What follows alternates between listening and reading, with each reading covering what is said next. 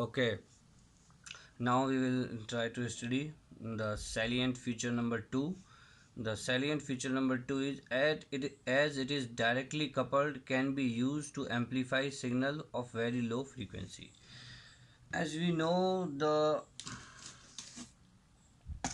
frequency response of RC coupled amplifiers, the RC coupled amplifiers have this kind of frequency reference for mid band of the frequencies, or you can say the mid range of frequencies.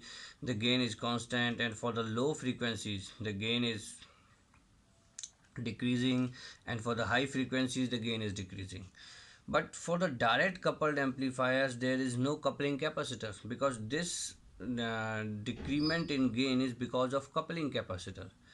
Because on the drop on the coupling capacitor, as we know, the xc is 1 upon omega c, and for the low frequencies the impedance will be very high and the drop at the coupling capacitor will be high, and the signal which is required to reach at the input of the amplifier will not reach, and this is how the gain decreases.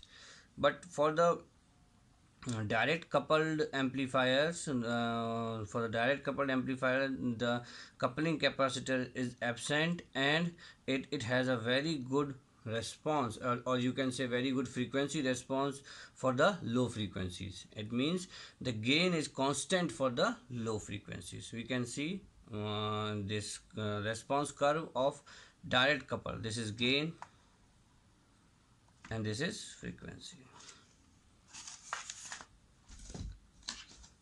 Now the third point is this first stage of operational amplifier. So now this is another uses of differential amplifier. This is another use of differential amplifier.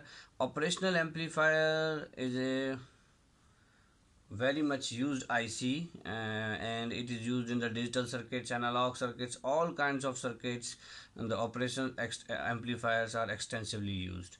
So this differential amplifier is in the functional block diagram of the operational amplifier. In the functional block diagram of the operational amplifier, the first stage is the differential amplifier. Definitely we will study the operational amplifier in great detail in the subsequent sessions, but right now all you need to understand that the use of differential amplifier as a first stage of the operational amplifier. And the fourth point is high input impedance. High input impedance, so this we can understand, and the any voltage amplifier, this is a desirable characteristics. As we know, for a voltage amplifier, high input impedance is a desirable characteristics. Despite of BJT, the input impedance is high. There is a qualitative and quantitative proof of this thing, but which is beyond of our syllabus, so I will not talk about the proof of this thing. So here, as I said initially, I will discuss all these things, all these points here, these certain points here at the later stage. So now let us try to discuss these points. The differential amplifiers are available as ICs, integrated circuits. So as we know, for ICs there is a restriction. We cannot have a capacitor in an IC which have the value more than 50 picofarad, because we can fabricate very small capacitance. It means like up till 50 picofarad we can fabricate in the ICs, and more than that we need to attach the capacitor outside. First we will, if we require capacitance of more value in for the purpose of that IC, then first we will fabricate the IC, and externally we will and in the IC we will provide some connection, and externally we will connect that capacitor, but internally we cannot connect more than 50 picofarad, more than 50 picofarad. And if we see the coupling capacitor and bypass capacitor, those capacitors have value of microfarad. That is why the direct coupling.